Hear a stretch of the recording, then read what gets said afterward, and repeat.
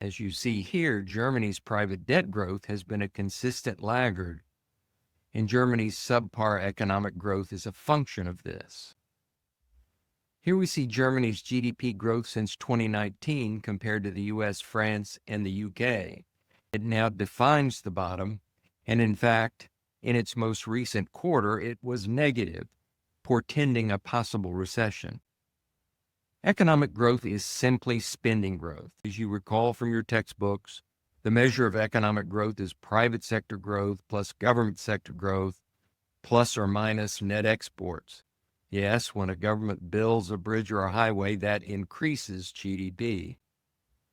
Since spending growth comes from debt growth, we can also measure GDP growth by adding together private debt growth and government debt growth is related to spending that goes towards GDP among government expenses, to be clear, plus the improvement or decline in the trade balance.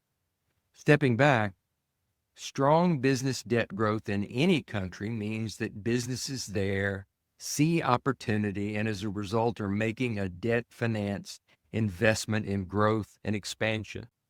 It further means that lenders also see that opportunity and therefore willing to lend to support it. As you see here, Germany's private debt growth has been a consistent laggard, and Germany's subpar economic growth is a function of this. I know we've all been trained to think of government debt growth as this terrible thing, and it can be, but government investment in roads or bridges or things of that sort are GDP growth.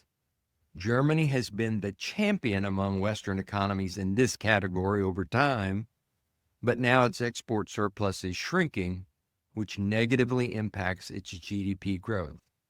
So that's a triple whammy: slower private sector spending, slower government spending, and declining net exports.